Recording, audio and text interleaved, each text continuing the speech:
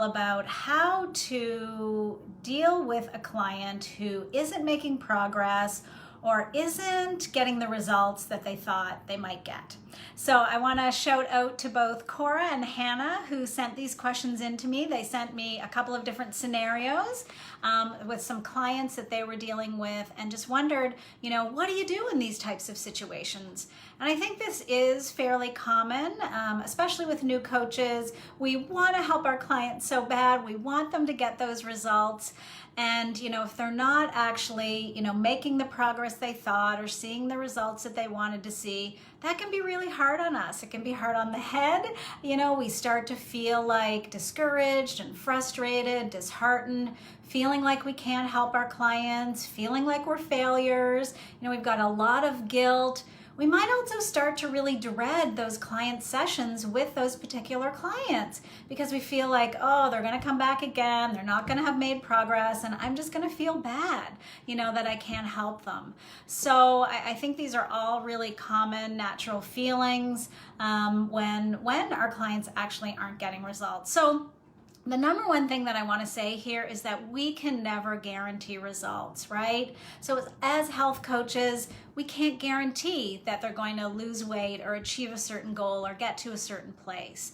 At the same time, our clients do have expectations. They set goals and they want to get to them. That's why they've hired a coach, right? So, it's sort of this dilemma of, we can't guarantee results. The client has to do the work and, they have expectations. They have goals that they want to get to. So, having said that, I want to share with you today 8 tips on how to, deal and what to do in a situation where you feel like your client isn't progressing like they thought they would. They're not reaching those results. They're not tracking toward their goal like they thought they would. So I got 8 tips here for you today of some things that you could do.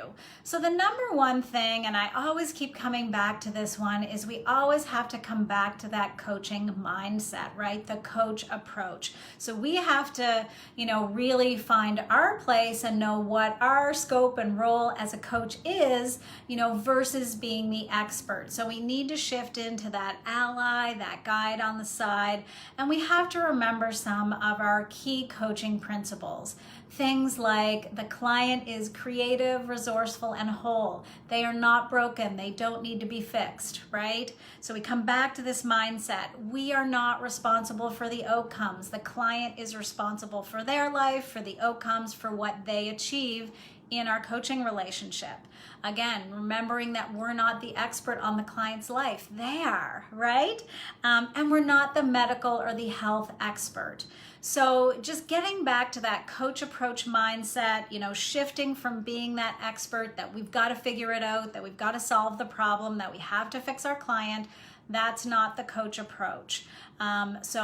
Really number one, us getting clear on that coaching mindset first before we can show up as a coach with our clients, right?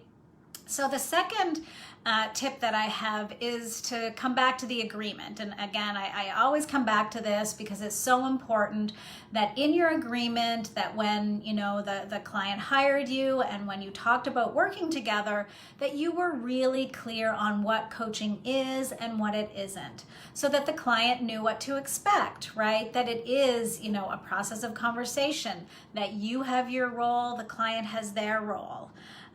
So we also really want to stay in scope and make sure that in the agreement, again, the client knows that we're not a physician, we're not a registered dietitian, we're not a therapist, so we're not going to be doing that kind of work together.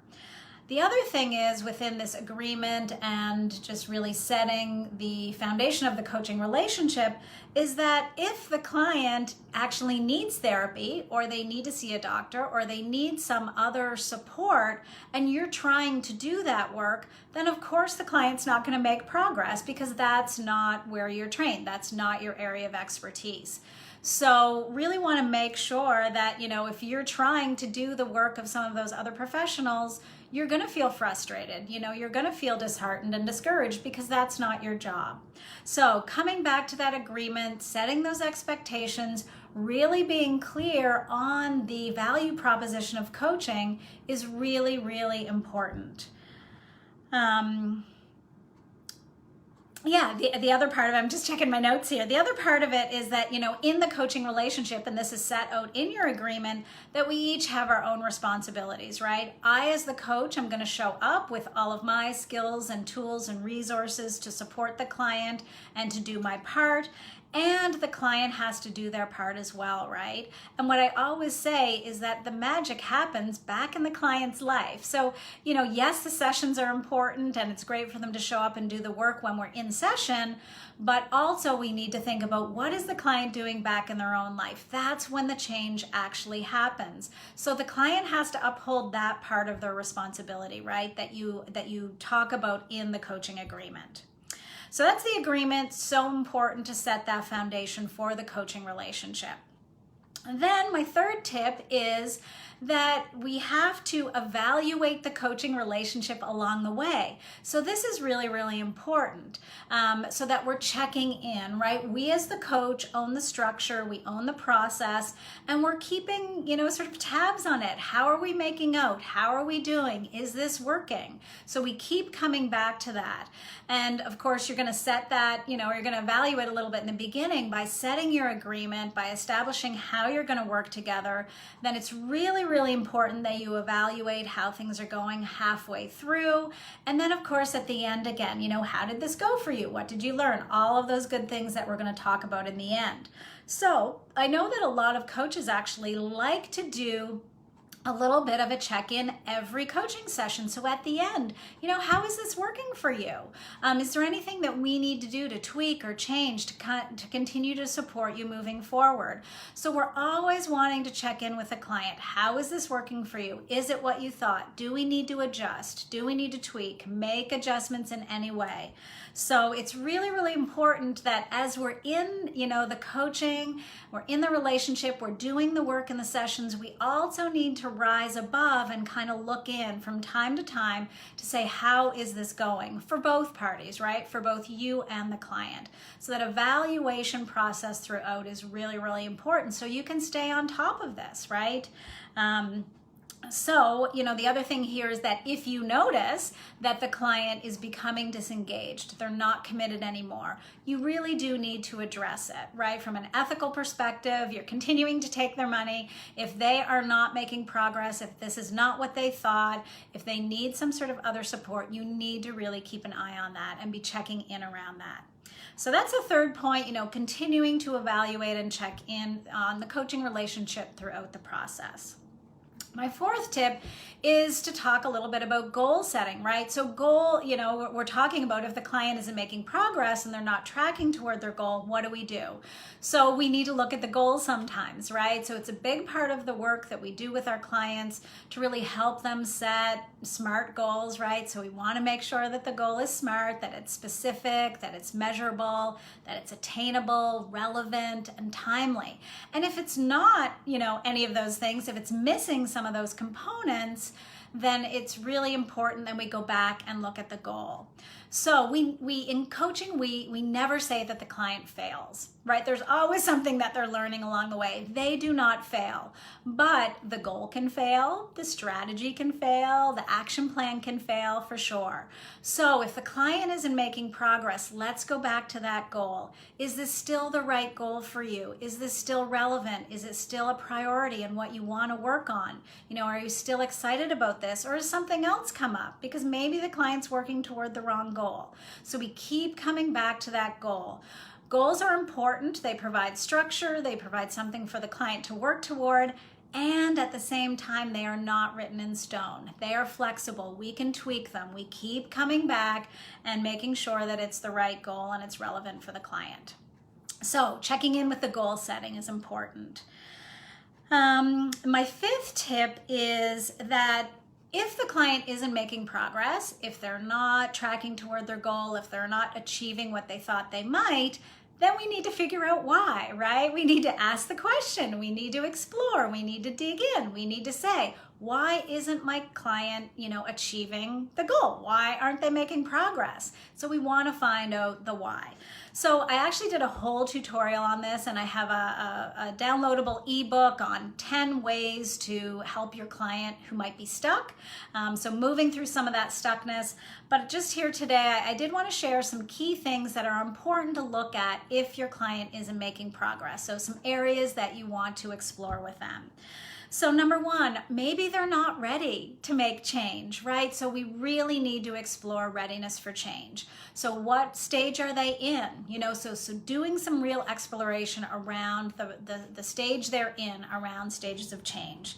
Are they self-sabotaging themselves, right? Are they getting in their own way? Is there something that's happening there? Are they ambivalent? Are they feeling that there's really not enough benefit to make change? So, there's a lot of great tools and strategies we can use with our clients around ambivalence, to making sure that they are motivated, that they understand why they're making the change, what the benefits are going to be. So doing those sort of pros and cons around the change are really, really important. Are they stuck in a story or a limiting belief? Is that something that's holding them back? Where is the motivation coming from? Are they really motivated to make that change? That kind of gets into the ambivalence a little bit, right? Maybe they don't understand what's going to happen, what the benefits are going to be if they make changes. How important is this to the client, right? Is this a priority or is it not? Is this a pattern? Are they procrastinating? Maybe this is something that happens to them every time they try to make change, right? So inquiring and asking, is this something that keeps coming up for you? Do you keep falling into the same pattern? Also, we need to explore what the client's level of self-efficacy is, right? This is all about their belief in themselves and their capability to actually make the change. So asking some questions around that. Do they believe they can do this? Are we exploring strengths, values, and affirming those with the client? Are they relapsing, right? So this is a normal part of the behavioral change process. The client makes a few changes, they take a few steps forward, but then they cycle back. And we really want to let the client know that this is a normal part of the process, that they can expect it and we plan for it. And that's what we're here as coaches for, right? Is to really help the client get through those relapses, to be able to bounce back, to come back to center again and start again at the starting point. Exploring and affirming strengths, past successes, values, that's a really big part of, them being able to believe in themselves, that they can move forward and make these changes. Asking just what are the obstacles that are getting in the way. When you're helping the client develop the action plan at the end of the session, are you helping them go through those obstacles and challenges? What are you going to anticipate? What might get in the way? And are you helping them plan for those situations? What are those contingency plans? What are those plan Bs that we need to put in place so that the client can move through those challenges? So those are some areas to explore. If your client's really stuck, if they're not making progress, let's dig in, let's figure out what's getting in the way. And once we know that, we can help the client develop a plan to move forward, to move through that. So moving right along here to tip number 6. So what we need to do, this is probably the biggest one with this question of, when my client's not making progress or achieving results, we need to remember that coaching is all about the learning. It's not necessarily about that end result. It's about the journey. It's about the process along the way. So what did they learn along the way? What else happened? And not just focused on that, one specific end result. So coaching's self-exploration, right? It's learning about yourself. It's learning about your patterns, your habits, your relationship to your own health and well-being. So we always want to be asking the client things like, what did you learn? What did you accomplish? We're celebrating and highlighting all of the wins, no matter how big or small, right? All of those little things, we are really highlighting and bringing those out for the client. We're asking, we're digging deeper, and what else? else, and what else did you learn? And what else are you noticing? What else is different? So, we're highlighting it for the client. We're asking them to keep track of it. And as well as the coach, I think it's really important for you to be tracking all of those things so that when you get to those evaluation spots along the way, that you can, have that list of things. Well, remember, you did this and this and this and all of those other things. You're coming back to that. And of course, at the end, you're going to want to go through that as well. All of the accomplishments, all of the learnings, all of the shifts, no matter how big or small, we really want to acknowledge all of that. So we're highlighting, we're celebrating all of those wins, all of the learnings. And, hopefully we're celebrating that end result as well. So I wanted to give you a little bit of an example about this. A couple of the examples that Cora and Hannah sent in, were about this piece around, weight loss. So a lot of times health coaching clients have a weight loss goal. Maybe they want to lose 30 pounds in the time that you're working together during the coaching relationship. Maybe by the end, they lost 22 pounds, right? So they didn't quite get to their goal. Does that mean it's been a failure? Does it mean it's been a waste of time, that you haven't done your job or your client hasn't done the work? I would say no, because that number on the scale is one measure of success, right? So we want to look at all kinds of different ways to measure success. So, what else happened along the way? What were other learnings and shifts and changes? So I wanted to give you some examples examples within this example. So you have a weight loss client, they don't quite get to their end goal, and maybe they're feeling frustrated and down, they didn't. So what we really want to do is to highlight all of the other things, right? Those non-scale victories. And this really applies to, any health and wellness goal. What are all the other things that happened? So we could look at things like what were all the other improvements. So things like maybe they're feeling more toned, they're feeling better in their clothes, they're sleeping better, their moods have improved, they've increased their energy, they're eating healthier, they're drinking more water, maybe they found a new meal planning routine, they're enjoying new recipes, they've got better relationships, playing more with their kids and spending more time, maybe they're feeling more present, they have a better attitude, more confidence about how they feel in their own body. So those would be a huge long list of improvements, that are a non-scale victory that have nothing to do with sort of that weight loss number. We can also look at all the symptoms maybe that have been reduced. Things like maybe they no longer have headaches, maybe they're not foggy headed anymore, maybe their sugar cravings have been reduced. They're less anxious, their skin has cleared up, less inflammation, maybe their joints no longer ache, less sleepy in the afternoon, sort of that afternoon lull. Maybe they're waking up feeling refreshed and energized, and they weren't like that before. So there could be a whole other list of symptoms, that may have improved throughout the course of your coaching relationship because of these changes that the client has made. Then also we can look at biometric measures. So if at the beginning of your coaching relationship, the client did some assessments, they got some blood work, some lab results, so maybe you have a baseline of where they were when you began. So of course you want to check back in with those. What if their blood glucose numbers have gone down? Maybe their blood pressure is improved, or they have a better A1C, or their cholesterol numbers are better. So all of those biometric measures you want to be checking in. Are there improvements there? So I hope this really drives home the point that, that one goal, that one maybe number or measure that the client was shooting towards, maybe they didn't get there, but maybe all of these other things happened, right? So learning is progress. What are all the things, the learnings, the shift that happen along the way? And these are the things that you're going to be wanting to track and really highlight for your client. So that was number 6. So number 7 is we really have to be lovingly detached to the outcomes. So as a coach, we are not responsible for the client's outcomes. Just like I said earlier, we can't guarantee results. We cannot guarantee that the client is going to be successful. Of course, we hope for that. We hold that our clients can do that. We believe in them, but it's not our responsibility to achieve those outcomes. We can't take it on, right? We can't be there in the client's life, cooking for them, doing the exercise for them, doing all of these lifestyle improvements.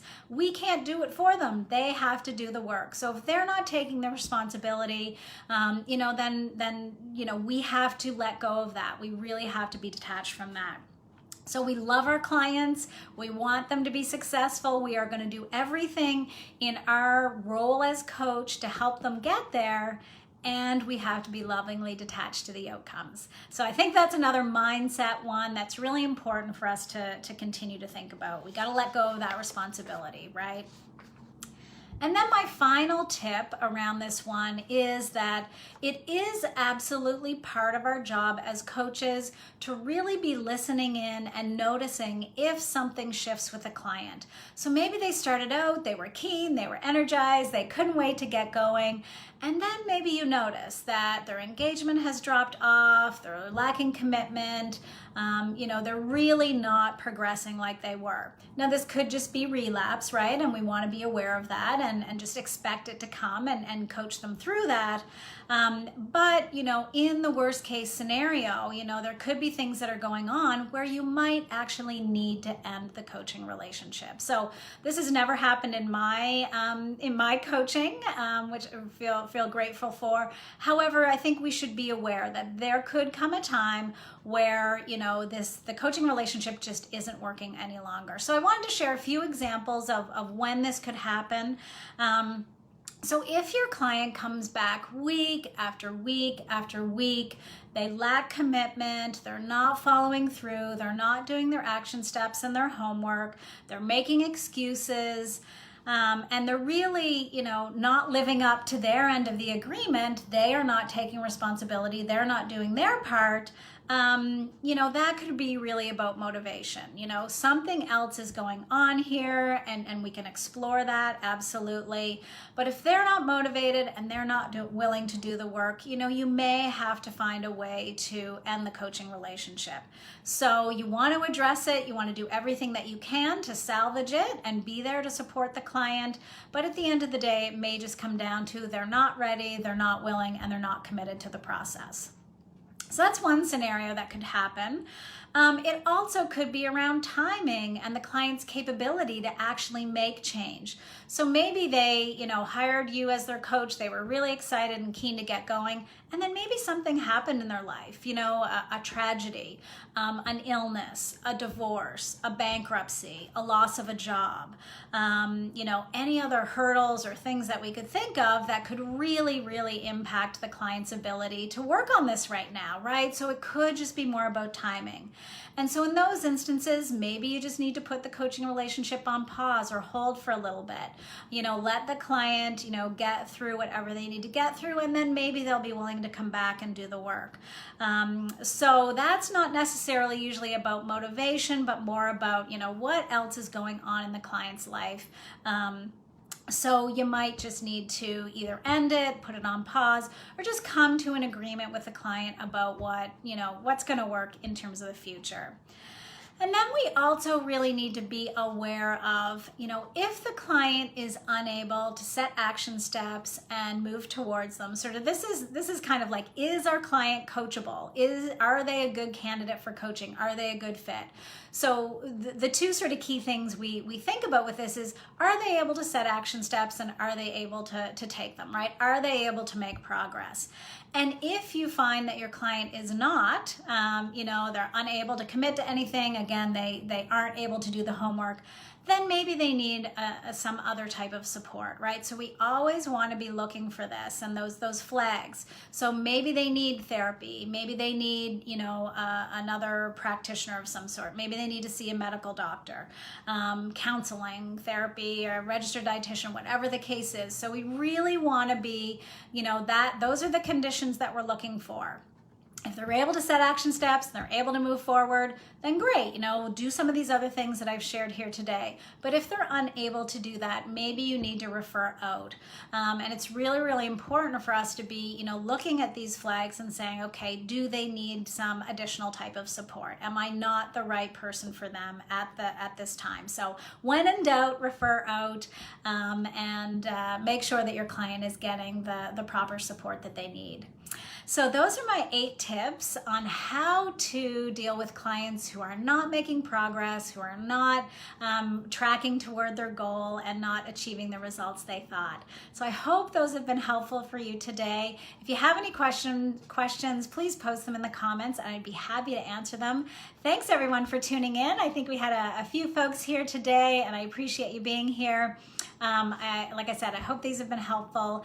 And if you're not already part of my Facebook group for health coaches, I would love for you to join me there.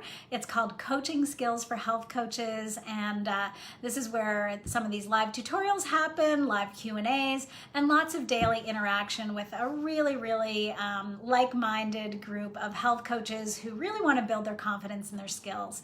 So if you're not yet there, come over and join us there. And we'll see you next time for our next tutorial. Thanks, everyone.